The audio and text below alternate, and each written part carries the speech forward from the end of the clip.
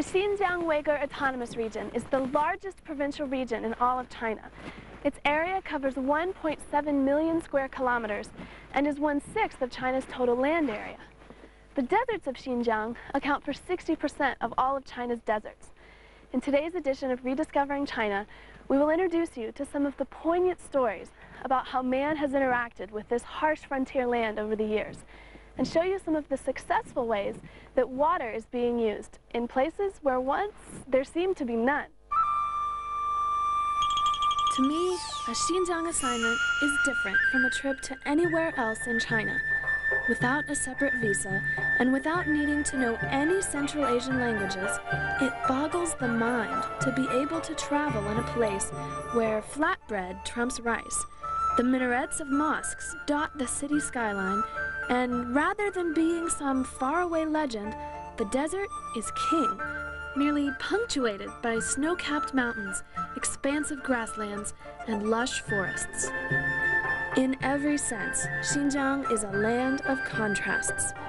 One of the most striking contrasts I saw on this trip lay in the extremes of the environment. In the same places where the midday sun sizzled, nightfall brought a chill. Deep blue waterways sectioned off golden yellow sand and spiky green brush. Also striking were the ways that the environment had visibly changed. Acres of once vibrant forest ecosystems now stood as wood cemeteries.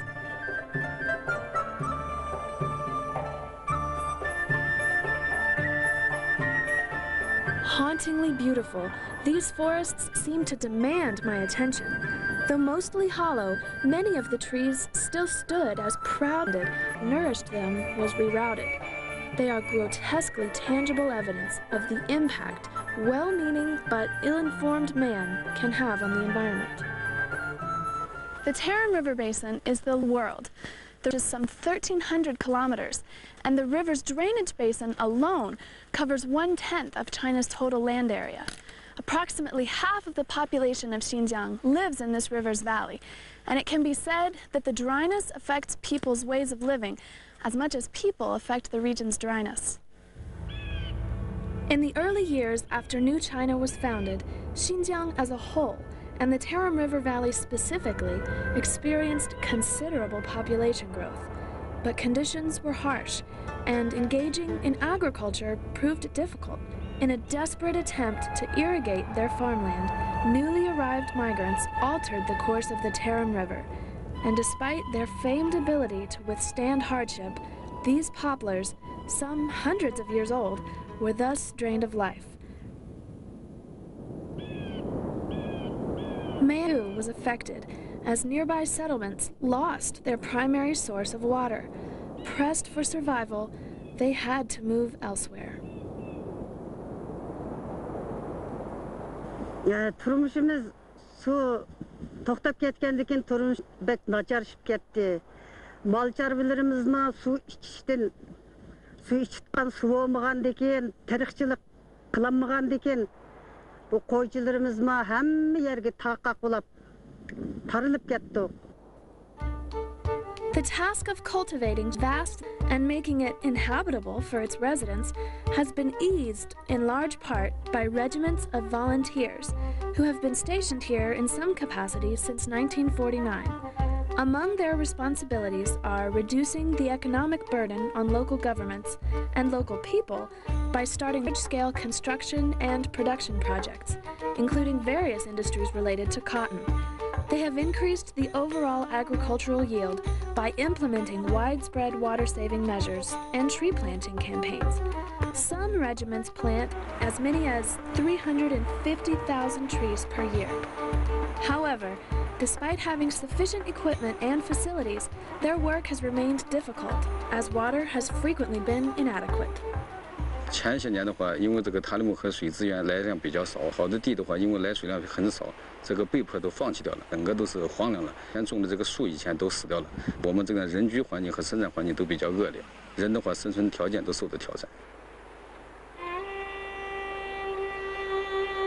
Over Over time, as conditions deteriorated, it became more and more evident that an intervention was necessary. The situation could not be allowed to continue on its path.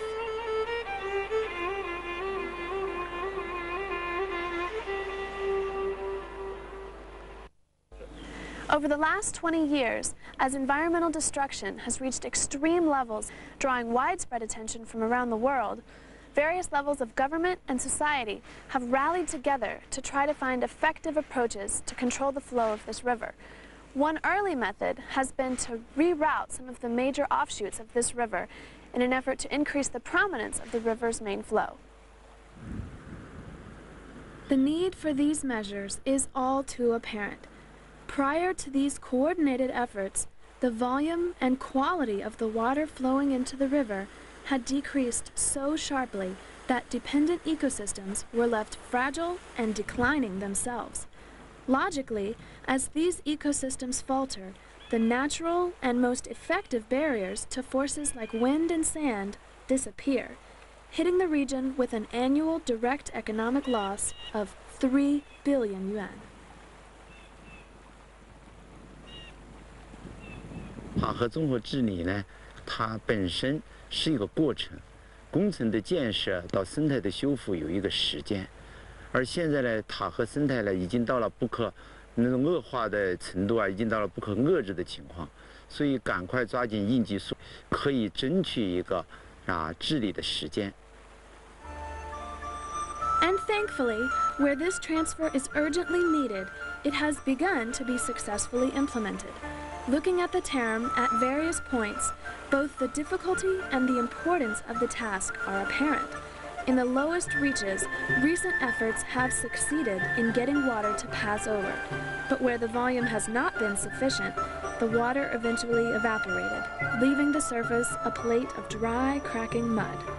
Where the volume has been sufficient, however, vegetation has leading the stretch to be known by its former nickname, the Green Corridor. 这是这个大海水库。从什么时候开始？从1999年5月14号往下输水，第一次开始放水是我亲自开的闸往下输的水，输了100多公里。这几年嘛，从大海输水嘛，一共输了7次，往太大马湖，那也就是300多公里。 The importance of water, any water at all, from the Tarim cannot be overstated in ecosystems. Already, signs of life have begun to appear. 胡杨树每年就种子发芽风取下来的这个原来是没有水，就落实了放水了以后，把这个胡杨的苗放地下，风取过来的。 这个水干了以后就这样长出来的，这就是胡杨树的根长出来的根苗，这种是胡杨树的种苗，就是一个长出来的这种。 As plants are actually able to take root now, the quality of life for local residents has improved as well. As in these lie the possibility of side effects as diverse as wildlife proliferation and pollution control. Hazır su kelgenden kısa turmuşumuz yaxşı. Çarvılarımızda içitkan suyu var oldu. Şu kurup çürüp ketken ba yulğun toğraqla yaşadı. Azırak ot çıktı.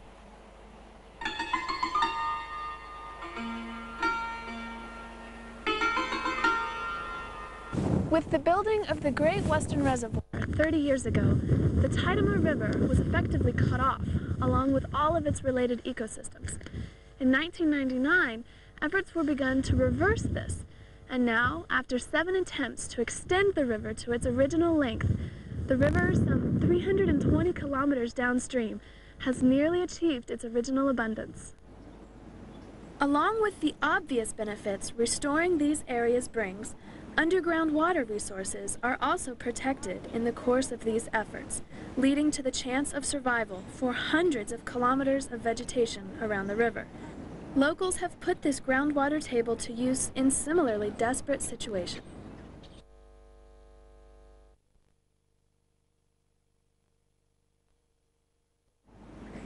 In southern Xinjiang, the Taklamakan Desert and the Kumutag Desert are threatening to converge, thus obliterating a strip of towns, farms, and wildlife that exist here.